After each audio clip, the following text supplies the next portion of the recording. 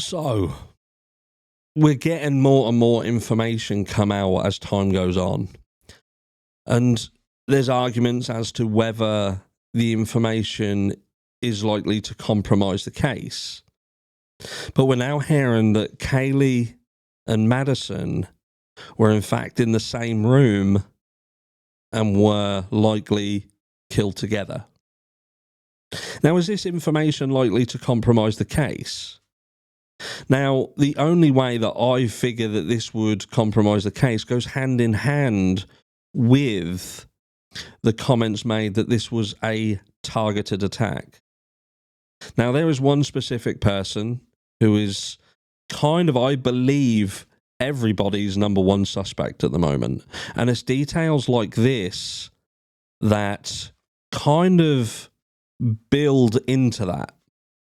And I'll tell you for why.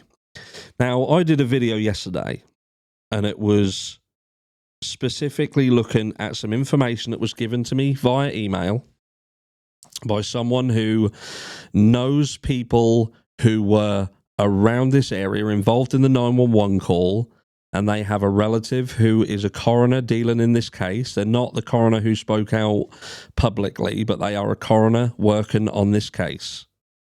And they specifically spoke about the horrific injuries that Madison had, and worse than anybody else. Now, that would say that this person, we've kind of, I think we've concluded that this is someone with a huge amount of rage inside them, a huge amount of rage and anger.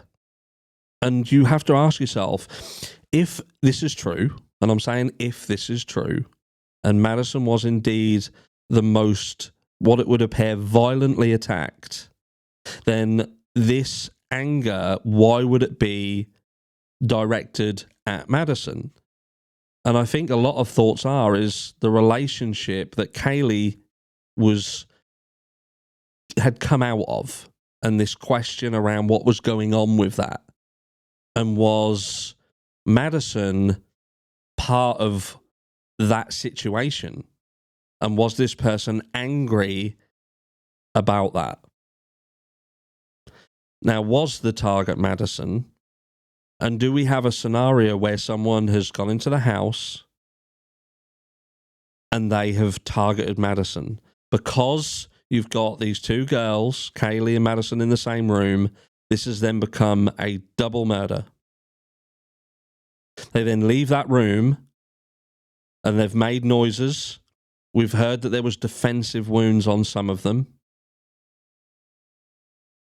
Now, is that why Ethan then comes out of the room and he has been sadly killed as well?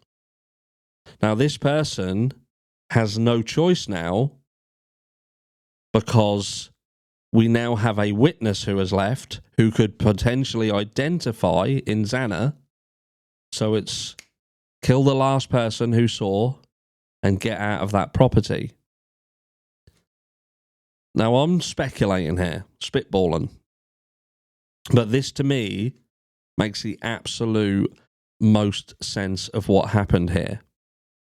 If, indeed, the information regarding Madison is correct, and that she did, indeed, sustain the majority of the injuries, and they were horrific injuries as well.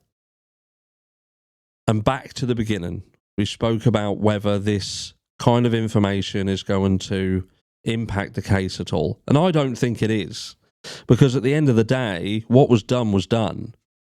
And justice will be served if law enforcement pull their finger out and pull the trigger on whatever needs to be done. Now, the whispers are that there is a match in DNA across all four victims. Now, whether that is because they injured themselves while they were, while this was going on, who knows? DNA can come from anything, from a hair sample to a saliva sample. But they've got, it would seem, a matching DNA across the board.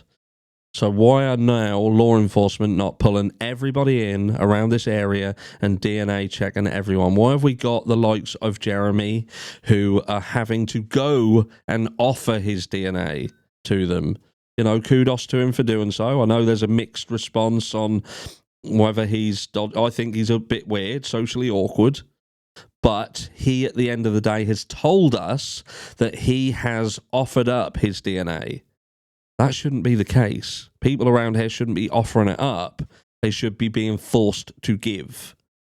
Because this is very, very serious. And later on today, I'm going to touch a bit on law enforcement. But for now, this is what we're talking about. What happened that night? We've got missing time. We've got someone who has gone into this house and done what they've done. We've got the whispers that it was targeted, it was isolated. Again, I'll touch on that later today. But was there a target? And is this what happened in that house? Was there anguish towards Maddy? And this is what happened. And was Ethan and Xana just in the wrong place at the wrong time? Let me know your thoughts, and I'll catch you all in the next one.